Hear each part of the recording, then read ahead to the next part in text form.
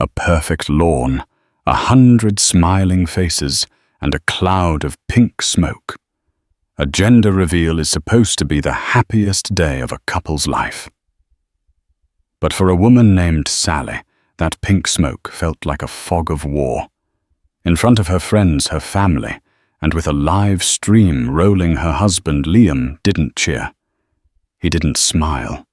He grabbed the microphone and uttered 6 words that shattered Sallie's world and detonated a bomb in the middle of their marriage. Whatever it is, it's not mine. The gasps, the silence, the shame. It was all a blur.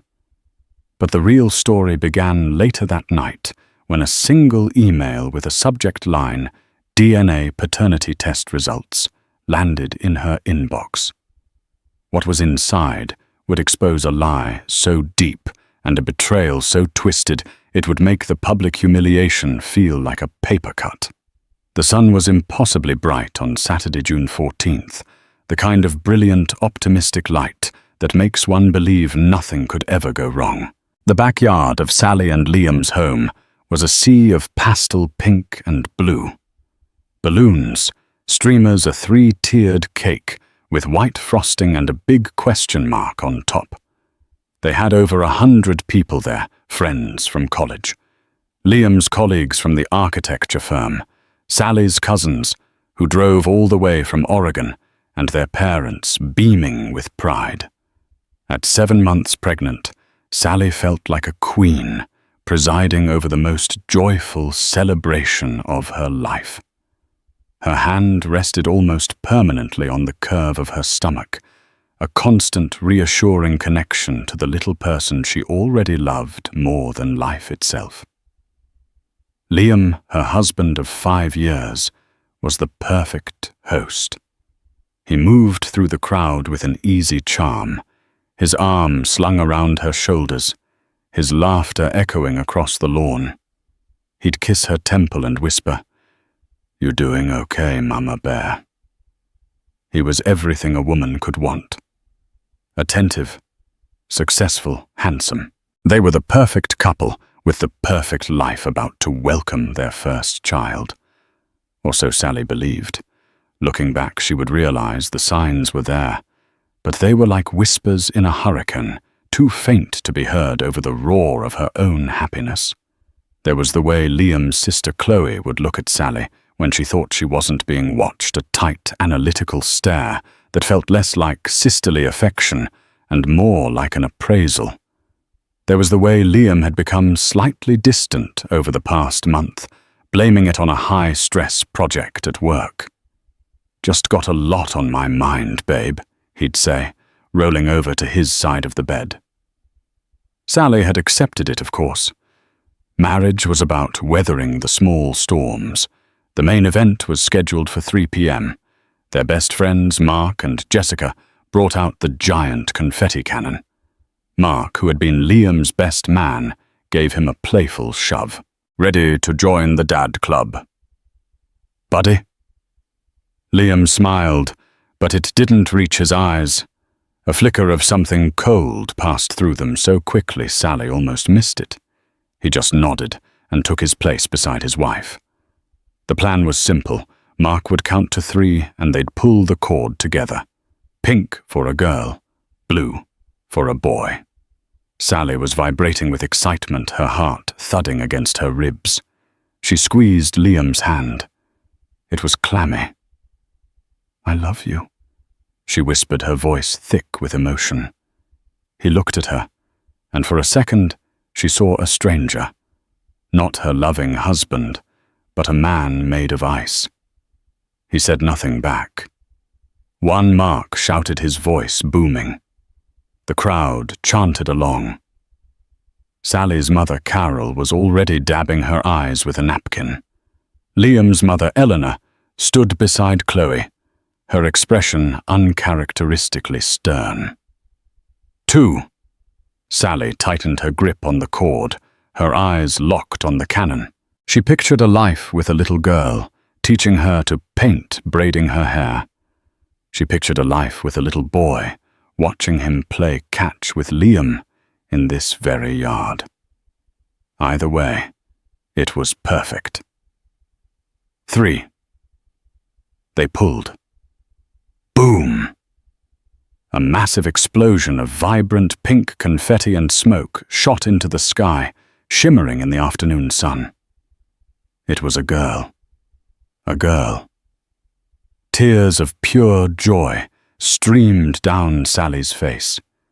She turned to Liam, ready to collapse into his arms to share the most magical moment of their lives.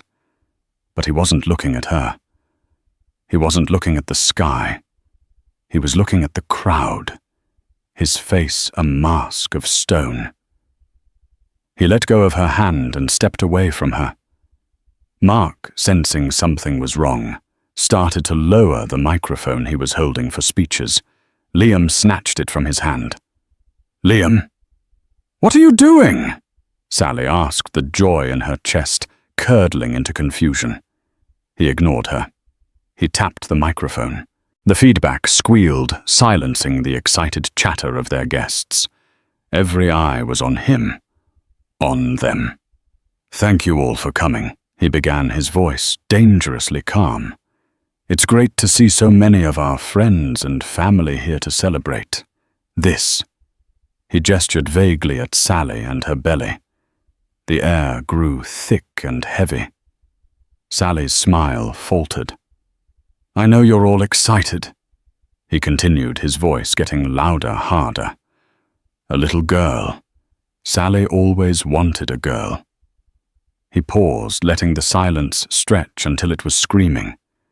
He looked directly at Sallie's parents, then at his own mother. Then he turned his gaze on his wife. It was filled with a contempt so profound it physically hurt her. "But I want to make one thing perfectly publicly clear." He raised the microphone to his lips, his knuckles white. The world seemed to slow down. Sallie could see every shocked face, every confused glance. She could feel the weight of 100 pairs of eyes. "Whatever it is," he said, his voice ringing out with chilling finality, "it's not mine." The gasp from the crowd was a physical force, sucking the air from Sallie's lungs.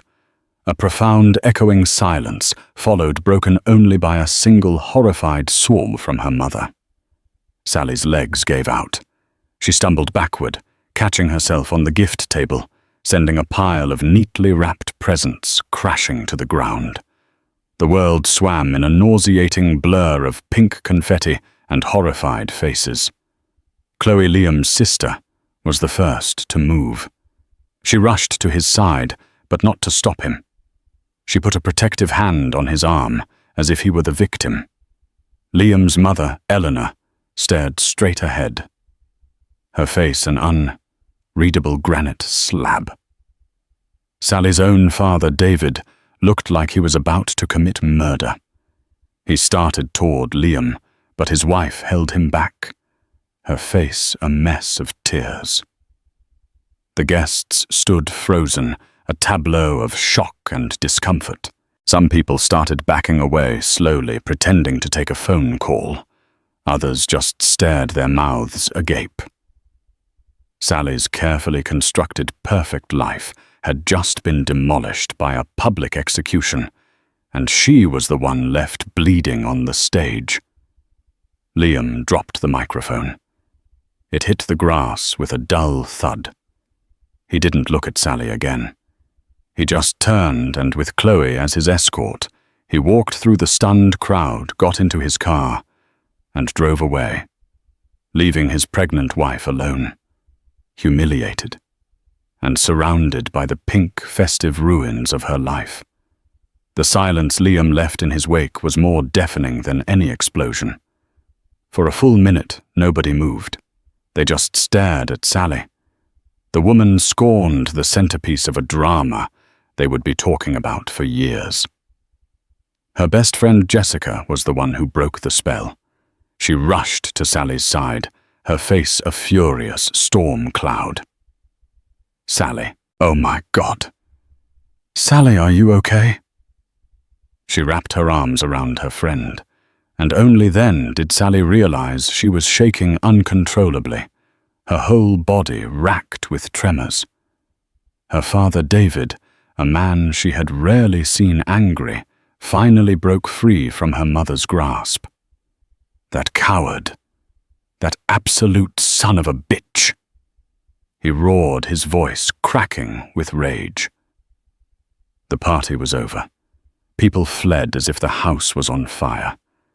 They offered hushed, awkward condolences as they scurried away, their eyes darting everywhere but at Sallie. Each averted glance felt like a fresh stab of shame. They were leaving with the story of a lifetime, and she was left to live in the wreckage. Mark Liam's supposed best friend stood uselessly by the confetti cannon, his face pale with shock. I don't understand, he stammered, looking at Sallie. He wouldn't. Sallie. I'm so sorry. Sallie's parents and Jessica formed a protective circle around her, shielding her from the pitying stares. They guided her back into the house, away from the mocking pink confetti that now littered the lawn, like evidence from a crime scene. Inside, Sallie collapsed onto the sofa. The tremors wouldn't stop. Her mind was a frantic, chaotic mess trying to process what had just happened. Liam's words echoed and re-echoed in her head. It's not mine. It's not mine. How could he? How could he believe that they had been trying for a baby for over a year? It was all they talked about, all they wanted. This child was conceived from love, from intimacy, from the promises they'd made to each other. Had it all been a lie? Honey, what happened? Her mother. Carol asked, her voice gentle as she knelt before her. Did you two have a fight? Sallie shook her head, unable to speak. A fight is something you recover from. This was an annihilation. There was no fight. She finally choked out the words, tasting like ash. Everything was perfect this morning. He was kissing me, calling me Mama Bear. Her voice broke, and a wave of guttural sobs ripped through her. It was the sound of a heart breaking. Jessica was on the phone, her voice low and venomous. Sallie could only assume she was leaving Liam a voicemail that would peel the paint off his car. Her dad paced the living room like a caged lion. An hour later, the house was quiet, except for Sallie's weeping. Her parents had cleaned up the backyard, refusing to let her see the remnants of her own humiliation. Jessica had made tea that Sallie couldn't drink. That's when she remembered. The DNA test. About a month ago, Liam had come to her with a strange request. He'd been reading about new non-invasive prenatal paternity tests. It's amazing, Sallie, he'd said, showing her a website on his tablet. They just take a blood sample from you and a cheek swab from me. It's 99% accurate. It's just for peace of mind, you know, a formality, so we can have this official document for the baby book. His reasoning felt flimsy, but she was so wrapped up in the joy of the pregnancy that she dismissed her unease. She thought it was just another of his meticulous architectural quirks, needing every blueprint to be perfect, every variable accounted for. She'd agreed without a fight. They went to a private lab, gave their samples, and were told the results would be emailed to them in 4 to 6 weeks. The due date for the results was this week. He must have gotten them. He must have seen them and decided to believe a lab report over the 5 years they had shared. But why? Her entire being screamed that it was impossible. She had never been with another man, not even close. Her life revolved around her work as a graphic designer, her home, and Liam. There was no other man. There was no possibility. The test. Sallie whispered, her eyes widening. Jessica stopped her pacing. What test? We did a DNA test, a prenatal one, Liam insisted. Her dad stopped, his eyes locking on hers. Why on earth would he do that? He said it was a formality. For the baby book. I thought it was weird, but I didn't think. She trailed off, the full horror of the situation dawning on her. This wasn't a spur-of-the-moment psychotic break. This was premeditated. He had planned this. He had waited for the most public, most celebratory moment possible to inflict the maximum amount of pain. A new kind of anger, cold and sharp, began to cut through the grief. Sallie scrambled for her laptop. Her hands were still shaking so badly she could barely type her password. She logged into her email account, her heart pounding a sick, frantic rhythm against her ribs. She searched the inbox for the name of the lab, Veritas Genetics. Nothing. She checked the spam folder. Nothing. He must have used his email, she said, her voice flat. He registered it. The results would have gone to him, and then, as if summoned by the devil himself, a notification popped up on her screen. It was an email forward. From Liam. Donovan@archsolutions.com. To Sallie. donovan@email.com. Subject FWD, your paternity test results. Case PNTL 88721. There was no text from him. No explanation. Just the forwarded email from Veritas Genetics. Sallie's blood ran cold. This was it. The verdict. Jessica and her parents gathered behind her, their collective breath held. Sallie felt like she was on death row, waiting for the governor's call. Her entire life, her identity as a wife and a mother, hinged on what was inside this email. With a trembling finger, she clicked it open. The email was sterile and clinical. A wall of text and a link to a secure PDF. Dear Mr. Donovan and Ms. Miller. It used her maiden name Miller for the report, which felt like another slap.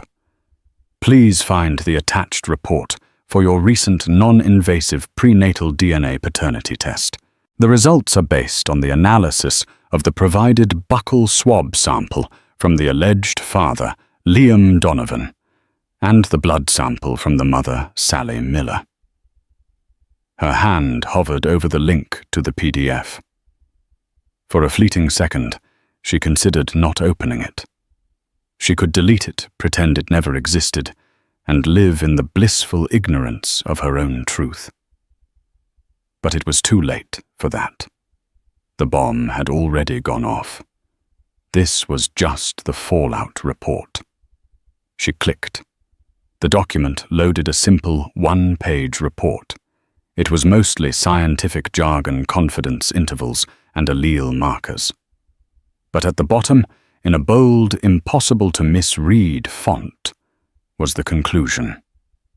Analysis conclusion. The probability of paternity for the alleged father Liam Donovan with the fetus is... Her eyes scanned the final soul-destroying number. 0%. A 0. Not 99.9%.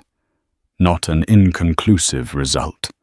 A perfect, absolute, undeniable 0. Based on the DNA samples provided, Liam Donovan was not the father of her child.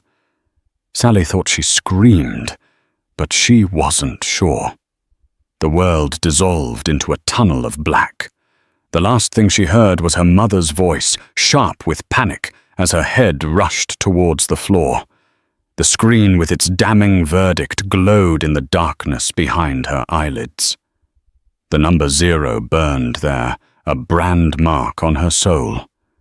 Liam wasn't just cruel. He wasn't just paranoid. According to the laws of science, he was right. And her entire world, everything she thought was true, was a catastrophic lie. Sallie came to on the sofa, the sharp, medicinal scent of smelling salts stinging her nostrils. Jessica was hovering over her, her face etched with a fear Sallie had never seen before. Her dad was on the phone, his voice a low, urgent rumble. Her mom was pressing a cold cloth to her forehead. "The email," Sallie croaked, her throat raw.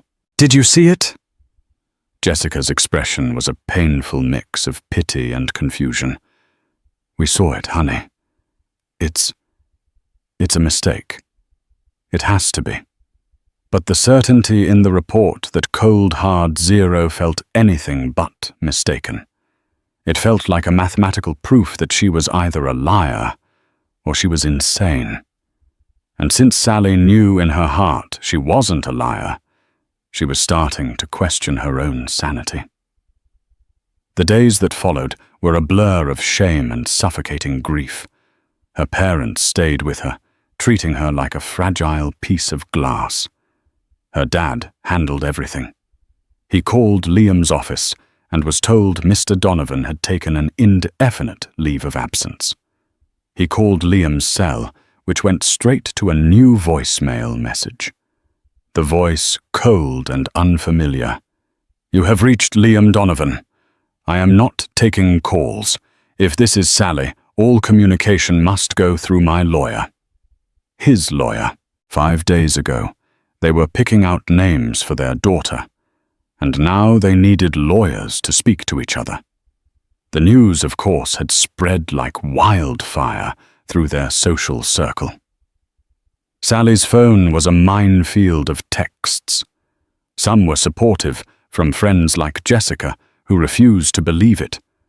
Others were full of veiled questions and morbid curiosity. Sallie couldn't bear to look at any of them.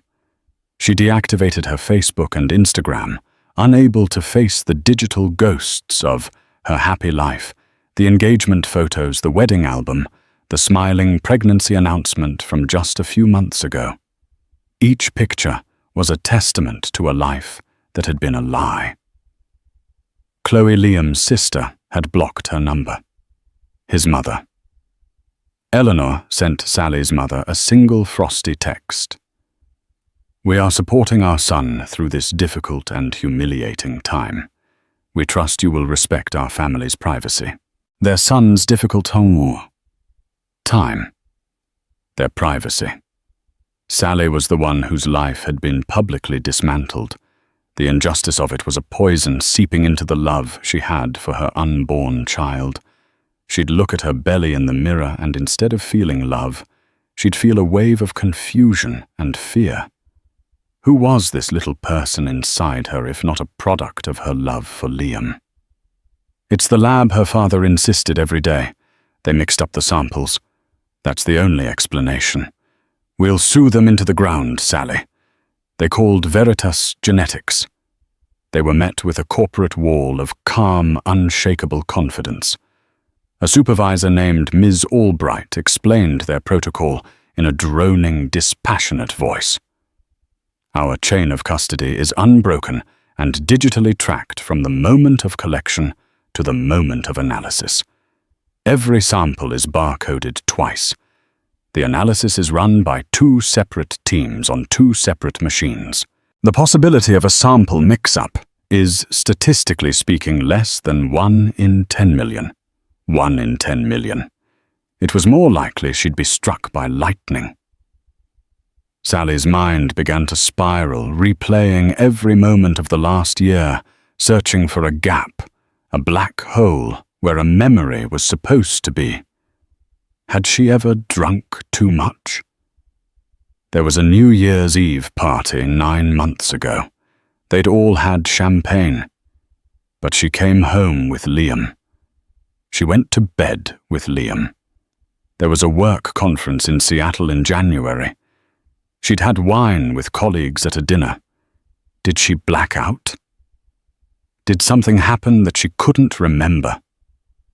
The thought was so vile, so contrary to her entire character, that it made her physically ill. She was a woman who cherished her marriage. The idea of betraying Liam, even in a forgotten, drunken haze, was unthinkable. Yet the 0 on that page forced her to think it. She spent hours staring at a calendar, trying to align the date of conception with her memories. The doctors had given them a window a week in late December. They'd been at a cozy cabin in the mountains for their anniversary. It had been romantic, intimate, and perfect. It was the week their daughter was conceived. They were completely alone.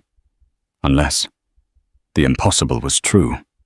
Unless she had a secret life she didn't even know she was living. She felt like she was losing her mind. Jessica was her rock. She came over every day armed with ice cream and a refusal to give up.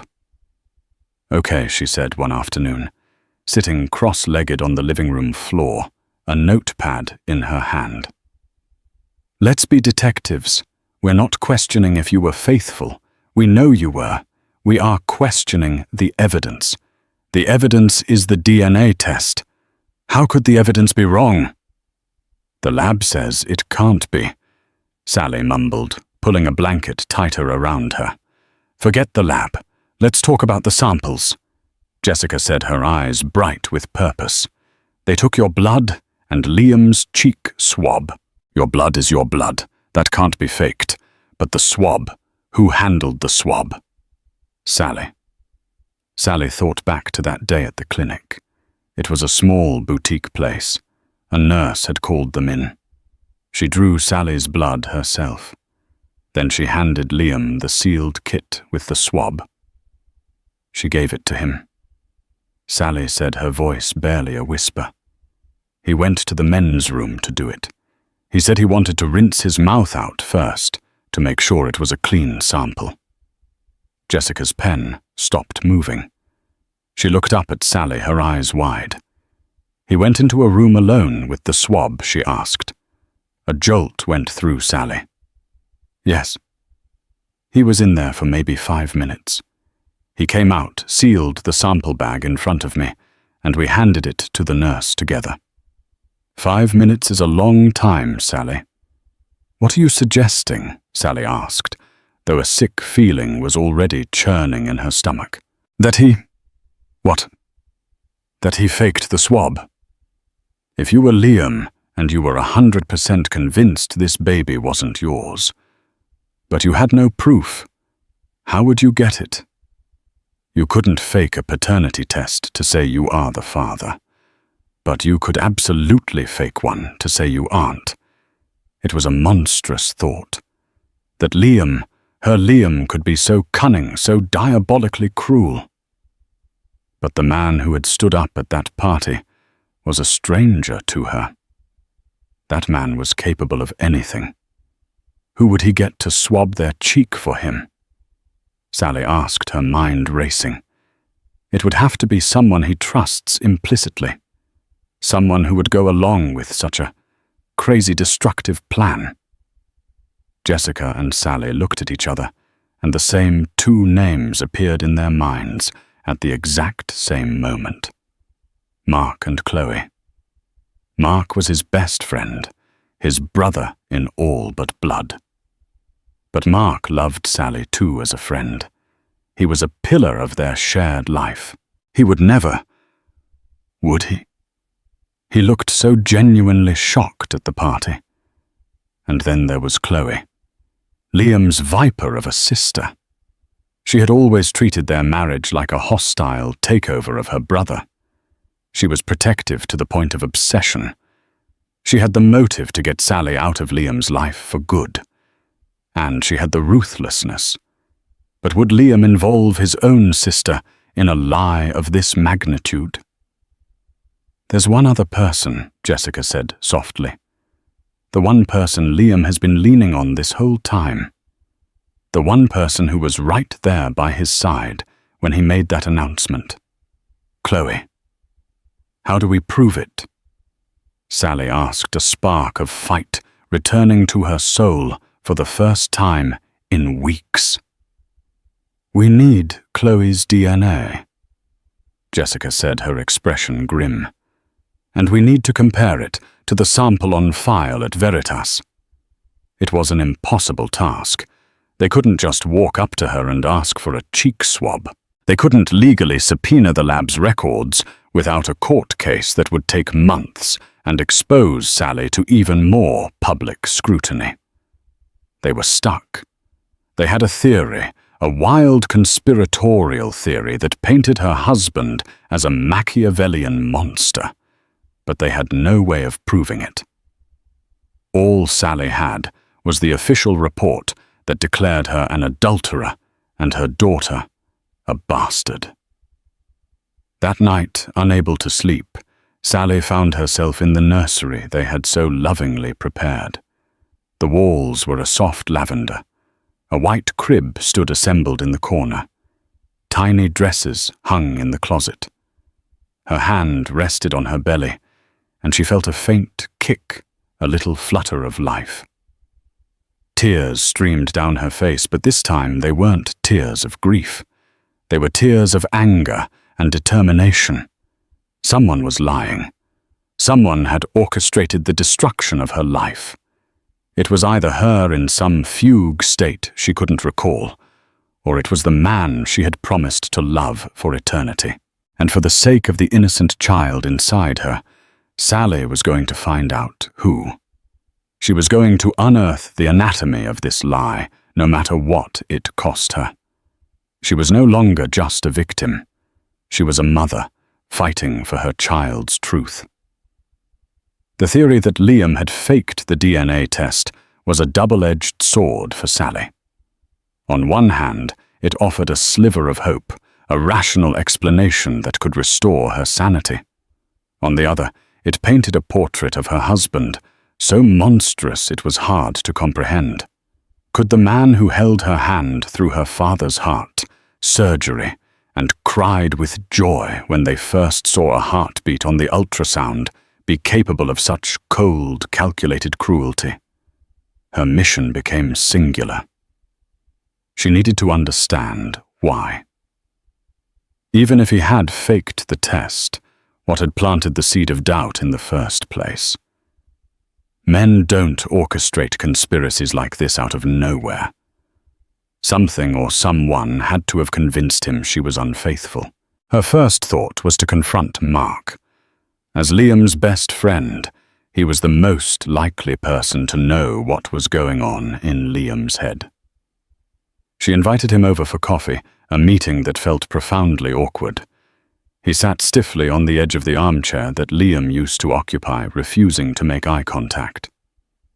"Mark, I need you to be honest with me." Sallie began, her voice steady. "What has Liam been saying? Why would he do this?" Mark sighed, running a hand through his hair.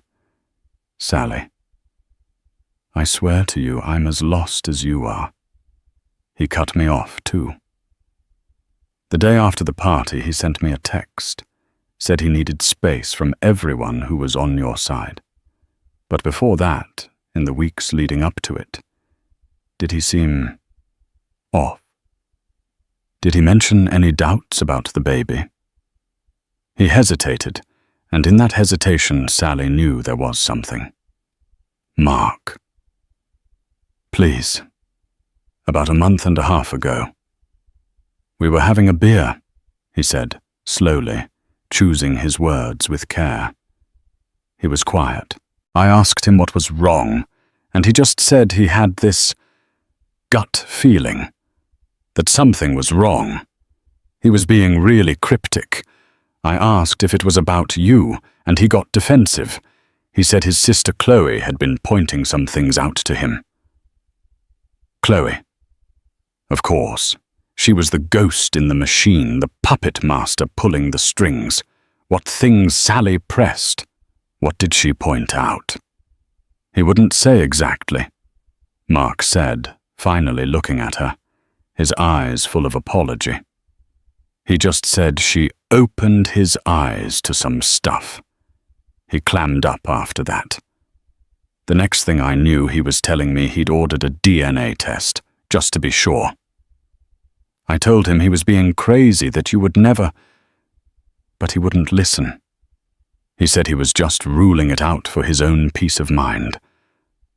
So Chloe had been dripping poison in his ear for months. But what poison? What possible evidence could she have invented? Sallie's life was an open book. After Mark left, Sallie felt a new surge of focus. If Chloe was the source she needed to know her angle, she couldn't confront her directly, so she had to think laterally. Her mind went to the one person who might have insight into the dynamics of that family. Someone who was close enough to see the cracks, but not loyal enough to protect its secrets. Eleanor's former housekeeper. Brenda had worked for Liam's parents for over 20 years before retiring. She had known Liam and Chloe since they were children and had always been kind to Sallie. It was a long shot, but she was desperate. Sallie found her number and gave her a call. "Sallie, dear." I was so horrified to hear Brenda, said her voice warm and grandmotherly. "That boy has lost his mind. I never thought he had that kind of cruelty in him." "Brenda." "I have a strange question," Sallie said, pacing her kitchen. "You know Chloe better than almost anyone. Has she ever disliked me?" Brenda let out a short, bitter laugh. "Oh, honey, Chloe has disliked every woman Liam has ever brought home. No one was ever good enough for her brother. But with you, it was different. It was worse. Worse how she was jealous," Brenda said plainly. "Not just of his attention. She was jealous of your life, of your happiness. But there was something else, too. A secret she was terrified would come out." Sallie's heart started to pound. "What secret? I shouldn't be telling you this." Brenda said, her voice dropping to a whisper. But Eleanor let it slip once years ago, after a few too many glasses of Chardonnay. "It's about Chloe's son, Leo." Chloe had a 10-year-old son, Leo. Her husband had left her when Leo was a baby. She always painted herself as the tragic single mother, a narrative that engendered a lot of sympathy, especially from Liam. "What about him?" Sallie asked. "Leo's father." "It wasn't her ex-husband," Brenda said. "Chloe had an affair, a very brief one. Her husband found out, and that's why he left. He knew Leo wasn't his. The whole family knows. They all agreed to keep the secret to protect the family name and to protect Leo. Liam practically worships that boy." A puzzle piece clicked into place in Sallie's mind. Chloe, the guardian of a massive family secret about paternity, was accusing her of the very same thing. It was projection, a way to deflect from her own past by manufacturing a crisis in Sallie's. But it still didn't explain what proof she could have possibly presented to Liam. That night, Sallie did something she wasn't proud of. She logged into Liam's cloud account. They shared a family plan, and she still had the password. She felt sleazy and invasive, but she was past the point of caring about propriety. She was fighting for her life. She sifted through photo backups, documents, and files. Nothing. It was all project blueprints and vacation photos. She was about to give up when she checked the search history on his web browser, which was synced to the cloud. She scrolled back for months. It was mostly architectural websites, news articles, and sports scores. And then she saw it. From 6 weeks ago. A series of frantic late-night searches. How to get a friend's DNA without them knowing. Submitting someone else's DNA for paternity test. Can you use a sibling's DNA for a paternity test? Sallie's blood turned to ice. He hadn't used Mark's DNA. He had considered using Chloe's. The search history was the proof. He had conspired with his sister to fake the results. The swab he submitted to Veritas Genetics hadn't been his. It had been from another man, a stranger, or perhaps someone Chloe knew, ensuring the result would be 0%. It was a deliberate, calculated frame job.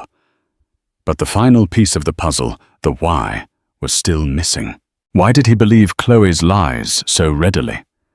Why was he so insecure that he would rather believe in a conspiracy against him than in his own wife's fidelity? She kept digging, going deeper into the cloud, back up this time into a folder labeled medical. It was mostly old insurance forms and dental records, but there was one file she didn't recognize. It was a scanned document from a urology clinic. It was dated 3 years ago, before they had even started trying for a baby. The file name was simple: Semen Analysis L. Donovan.pdf. Her hand was shaking so violently she could barely control the mouse. She clicked on it. It was a lab report full of medical data. She scanned past the charts and the numbers, her eyes searching for the summary. The conclusion. She found it at the bottom of the page. A single clinical devastating sentence. Diagnosis: azoospermia. 0 sperm count detected. The room began to spin. Azoospermia. 0 sperm count. Sterile. Liam was sterile. He had known for 3 years that he could not have biological children. The breath left Sally's body in a silent scream. It all crashed down on her at once with the force of a tidal wave. He didn't suspect the baby wasn't his. He knew the baby wasn't his. He had always known from the moment she told him she was pregnant. His joy, his excitement, his hand on her belly. The nursery they built together, it was all a performance, a lie. He had been playing the part of the happy father-to-be, while secretly knowing it was biologically impossible. The DNA test wasn't to see if she had cheated. It was his weapon, his way of proving to the world what he already knew in a way that would utterly destroy her. He hadn't faked the test because he was insecure. He had faked it because he needed a third party, a scientific authority, to validate his own secret and expose her betrayal. Chloe hadn't been dripping poison in Liam's ear. She was his co-conspirator in a plot to punish the woman who had unknowingly exposed his deepest shame. But that led to the final terrifying question that now eclipsed everything else. If Liam was sterile, then whose baby was she carrying? The calendar, the timeline, the cabin in the mountains. It was all meaningless. Sallie hadn't cheated. She knew that in her bones. So how was she pregnant? A memory surfaced in her mind. A memory she had buried not out of guilt, but because it was so deeply uncomfortable. It was from about 10 months ago. Liam had been away on a week-long business trip. Sallie had been lonely and sad. Mark had come over to keep her company. His own long-term relationship had just ended badly, and he was a wreck. They sat in the living room sharing a bottle of wine. They talked for hours, crying on each other's shoulders, two lonely souls mourning different kinds of loss. They drank too much. Sallie remembered him helping her up the stairs. She remembered him tucking her into bed. She remembered a hug that lasted a little too long. It was fraught with emotion, with a strange, desperate comfort. But that was it. Nothing else happened. She was sure of it. Wasn't she? The haze of the wine, the emotional vulnerability, the shared sadness, a cold, horrifying dread began to seep into her veins. Could a moment of shared grief and a drunken haze have blurred a line she never thought could be crossed, a line she didn't even remember approaching? There was only one man who had been close enough, who had the opportunity, and who at that exact moment was just as broken as she was. Mark, Liam's best friend. Their best friend. The father of her baby wasn't a stranger. He wasn't a one-night stand. He was the man who had stood by the confetti cannon, his face the picture of shock. The man who had just been in her house, pledging his support. The 0 on Liam's test wasn't the biggest lie. The biggest lie was sitting right in front of her the whole time, hidden behind a face she trusted. The revelation of Liam's sterility was a tectonic shift. It recontextualized his cruelty. But more importantly, it opened a terrifying new chasm in Sallie's reality. If Liam was sterile, he didn't just think the baby wasn't his. He knew it was impossible. The entire performance of a happy father-to-be was a lie designed to conceal his own secret while plotting her ruin. This chilling thought was immediately eclipsed by a far more urgent and horrifying question. If not Liam, then who? Her mind frantically raced backward through time, searching for an answer. Any answer that didn't involve a betrayal. Her life was an open book, her fidelity absolute. It made no sense. And then a memory surfaced from the depths, one she had buried not out of guilt, but out of a vague, unsettling discomfort. It was from nearly a year ago. Liam had been away on a week-long business trip. Mark, whose own long-term relationship had just ended in ruins, had come over to keep her company. They had shared a bottle of wine, two lonely souls, mourning different kinds of loss. The evening grew hazy with alcohol and shared grief. She remembered crying, and she remembered Mark hugging her, a hug that felt fraught with a desperate, unspoken emotion. After that, her memory was a wall, a black space. Could a moment of shared sorrow have blurred a line she never thought could be crossed? The dread that seeped into her veins was cold and absolute. There was only one man who had been close enough, who had the opportunity, and who at that exact moment was just as broken as she was. Mark. Liam's best friend. Their friend. She knew she couldn't live another second with the uncertainty. A single urgent phone call brought him to her door within 15 minutes, his face etched with a concern that now seemed grotesque. Sallie led him into the living room, the same room where they had shared that fateful bottle of wine. She didn't offer him a seat. She stood before him, her arms wrapped around her belly, as if to shield her daughter from the truth that was about to detonate. "I know why Liam did what he did," she began, her voice shaking but firm. "I found his medical records. He's sterile, Mark. He has known for 3 years that he can't have children." Mark's face went white, his shock appearing genuine. "What, Sallie? That's impossible. It's monstrous." "Yes, it is," she said, her gaze unwavering, refusing to be swayed by another performance. "But that's not why you're here. His sterility proves that he isn't the father.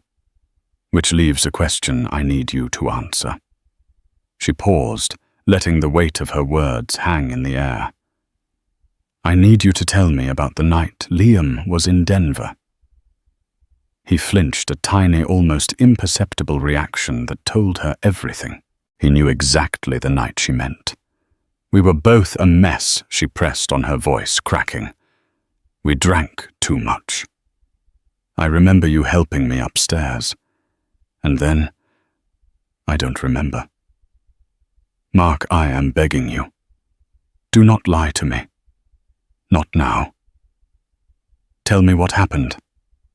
Her voice dropped to a whisper, heavy with the weight of the question she could barely bring herself to ask. "Is this baby yours?"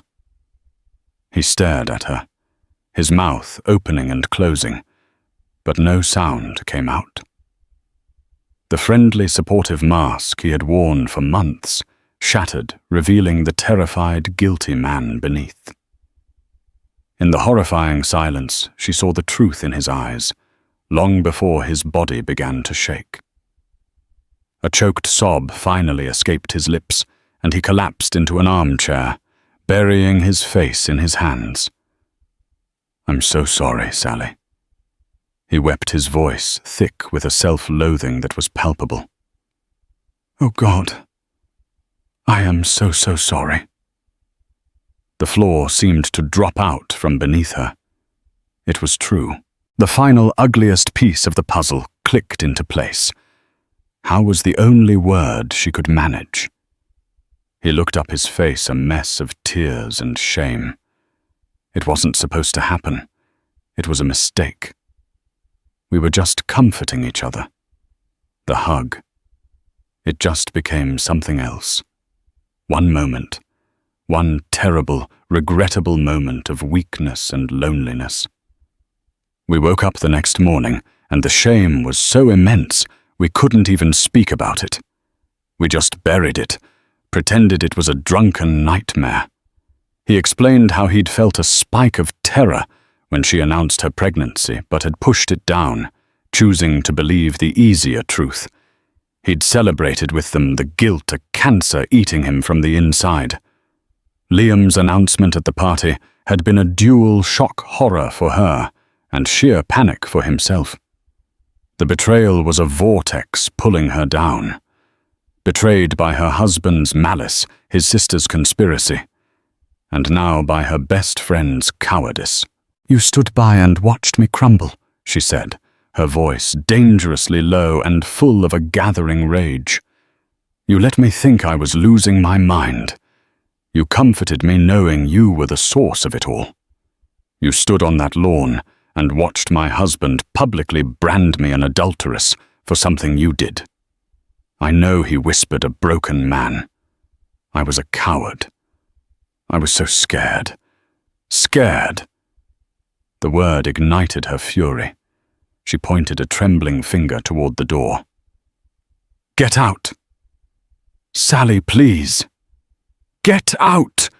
she screamed, the sound ripping from her throat, raw and cleansing. "Get out of my house! Don't you ever speak to me again!"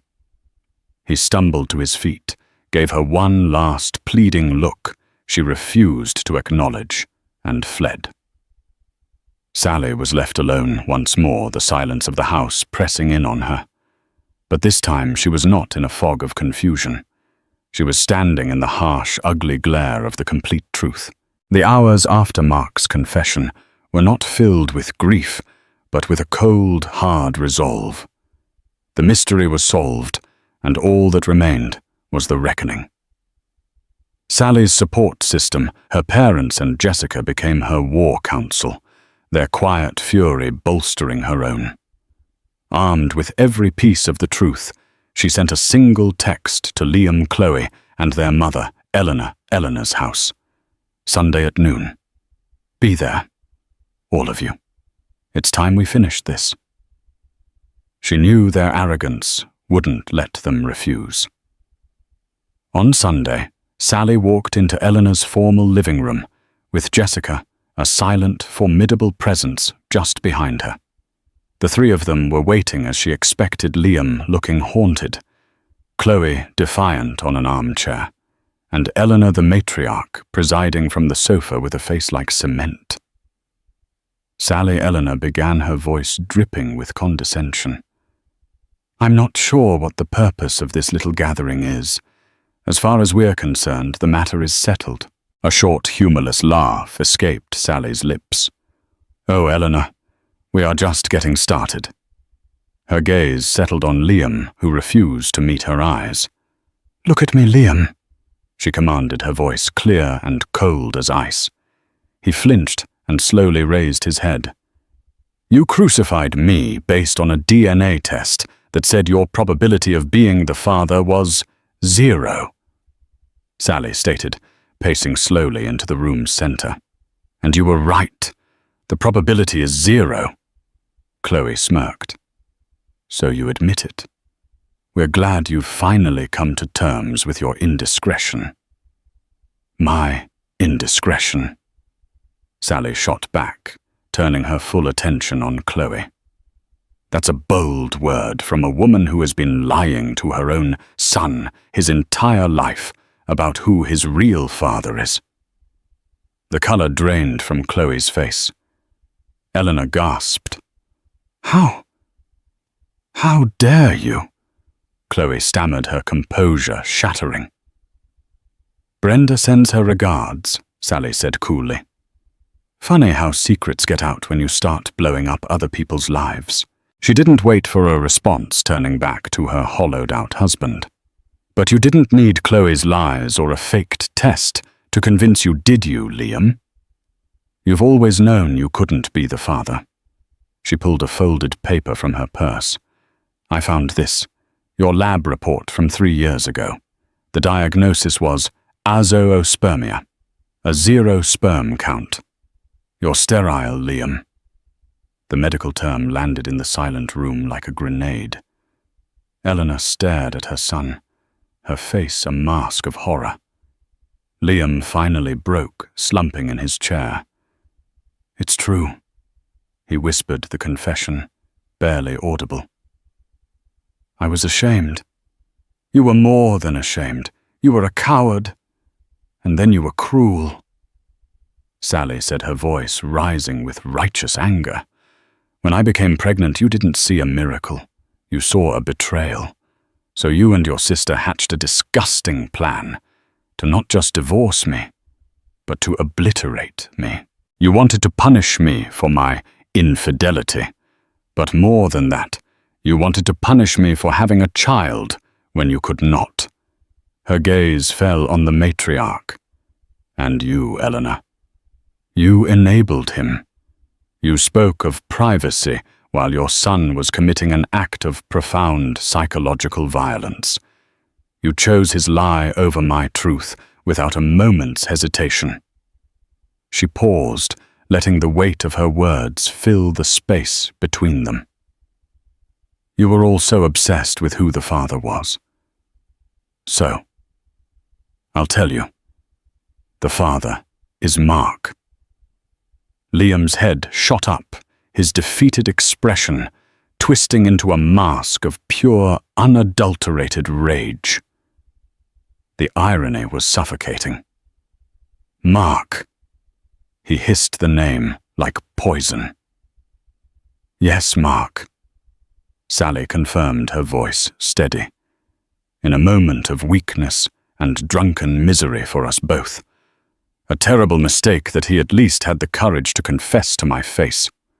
Unlike you, who would have carried your malicious lies to the grave. She stood there, in the center of their self-inflicted ruin, feeling nothing but the cold finality of an ending. The love was dead. This is the world you created, she said quietly. You didn't just end a marriage. You destroyed a lifelong friendship and fractured your own family, all because one man's ego was more fragile than his wife's heart. With that, she turned and walked toward the door. She stopped at the threshold, looking back at the three of them one last time. My lawyer will be in contact. I want nothing from you but a divorce, Liam. The house is in my name. Don't ever contact me or my daughter again.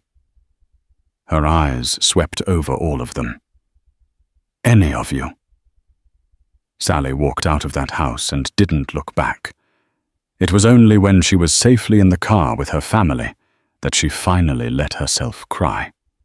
They were not the tears of a victim, but of a warrior. The war was over. The truth was out. And she was free. In the end, the pink confetti was swept away. The lies were exposed, and the people who tried to break Sallie were left shattered in their own self-made prison of deceit. Her daughter Lily was born 3 months later, healthy and beautiful. She has her mother's eyes and a strength that comes from the fire they walked through together. Sallie's relationship with Mark is complicated. It's not a romance, but a fragile, carefully managed co-parenting agreement, built on honesty and a shared love for their child. He is working every single day to earn a sliver of the trust he obliterated. Sallie lost a husband and a life she thought she wanted, but she found something far more valuable herself. She discovered a resilience she never knew she possessed, and a fierce, unconditional love for her daughter that has become the unshakable foundation of her new life. This story isn't just about betrayal. It's about the incredible power of truth, the courage it takes to fight for it, and the peace you can find when you walk away from the toxicity and choose to build your own happiness from the ground up. If Sallie's story has moved you or resonated with you in any way, please show your support. Hit that like button. Share this video with someone who might need to hear it, and subscribe to the channel for more true stories of survival and strength. What would you have done in Sallie's shoes? Let us know in the comments below. Thank you for listening.